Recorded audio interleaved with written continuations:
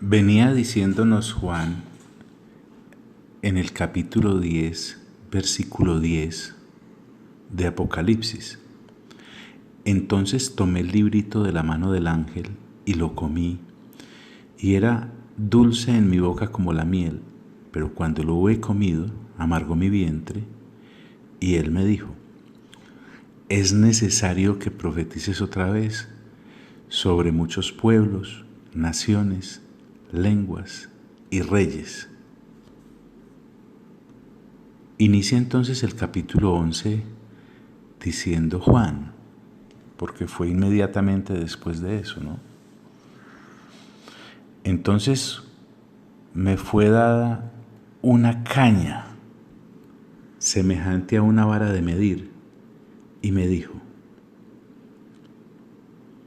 levántate y mide el templo de Dios y el altar y a los que adoran en él.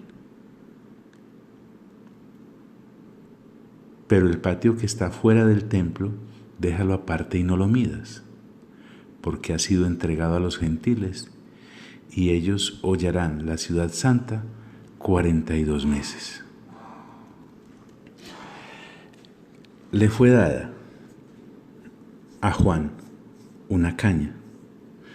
Vemos que todo es delegado, todo depende del que está sentado en el trono.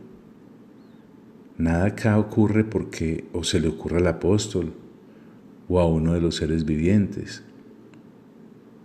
o a uno de los ancianos, o a uno de los ángeles. No, todo es delegado, todo depende de Dios. Entonces me fue dada una caña. Los conocedores hablan de la referencia como esas cañas que crecen a lo largo del valle del Jordán, que pueden medir hasta unos 5 metros de altura. En Ezequiel capítulo 40, versículo 5, el profeta nos está narrando una de sus experiencias y dice: y la caña de medir que aquel varón tenía en la mano era de 6 codos, de a codo y palmo menor, y midió el espesor del muro de una caña y la altura de otra caña. En la Nueva Versión Internacional se traduce como de 3 metros. Entonces, al apóstol es entregada esta caña, semejante a una vara de medir. O sea, que la caña no es para que juegue con ella, no, es para medir algo. Y una vez la tiene, se le dice, porque recordemos que todo depende del que está sentado en el trono: levántate y mide el templo de Dios. El templo. Miren, mis amigos y amigas, en esta primera lectura que estamos haciendo juntos de Apocalipsis, yo quiero decirles que con respecto a este asunto del templo, yo, no necesariamente usted, tengo más dudas que respuestas. Tal vez más adelante, en otra lectura, tenga más claridad, pero ustedes pueden orar y meditar en las posibilidades acerca de lo que este templo es, que les voy a esbozar, porque nosotros no somos los únicos que hemos leído el libro de Apocalipsis, ni mucho menos vamos a ser los que vayamos a decir hasta aquí, esta es la discusión y se cierra. No. Hay otra gente que lo ha hecho, lo ha estudiado serenamente. Entonces, con respecto al templo, el texto me dice que es el templo de Dios. Entonces, para que sepamos, el dueño de este templo es Dios. Para algunos, dicen que el templo es literal y corresponde al que será reconstruido por los judíos para volver a adorar. A esta posibilidad le veo un bemol porque Juan no podría entrar a medir ese templo. Recordemos que él no es de la tribu de Leví, tampoco es sacerdote, mucho menos. Y pienso que si es así, además no sería de Dios, porque Dios ya no habita en templos hechos por manos de hombres.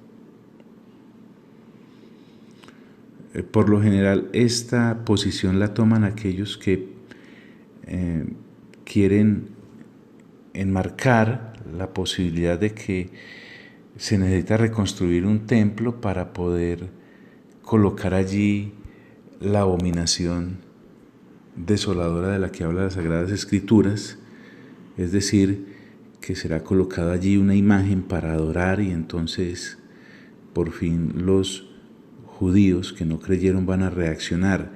Entonces le veo varios peros. Por eso les dije, y les soy sincero, tengo más dudas que respuestas. Hay otra posición, y en esta los que la contemplan dicen que este templo viene siendo la iglesia del Señor.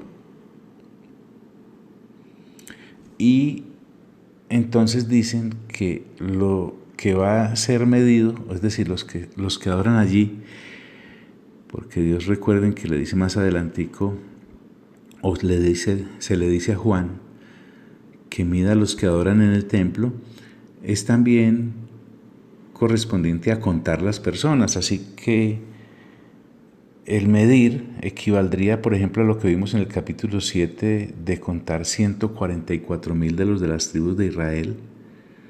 Entonces una forma de medir gente es contarla. Entonces para ellos, para los de esta posición, es la iglesia del Señor. Y entonces la medición es contar a esas personas que son de la iglesia del Señor.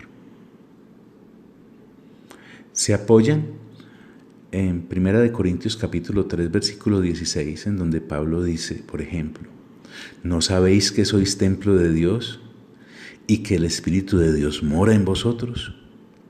Entonces, a los creyentes se nos dice allí que somos templo de Dios. O en 2 Corintios 6, 16 dice, ¿y qué acuerdo hay entre el templo de Dios y los ídolos?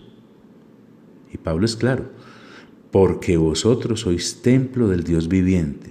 Como Dios dijo, habitaré y andaré entre ellos y seré su Dios y ellos serán mi pueblo. Y en Efesios 2:21 el mismo Pablo vuelve y dice, en quien todo el edificio bien coordinado va creciendo para ser un templo santo en el Señor. Bueno, esas son las posiciones que hay en cuanto al templo. Yo, en lo personal, no he logrado definirme concretamente por una de ellas. Pero bueno, es nuestra primera lectura de neófitos, así que no nos afanemos. Hay cosas que uno entiende de una vez, otras las entiende después, o tal vez no las entienda. Así que no hay afán ni problema. Se le dijo, levántate y mide el templo de Dios. Bueno, pero por hoy te envío un fuerte abrazo y te deseo el mejor de los días.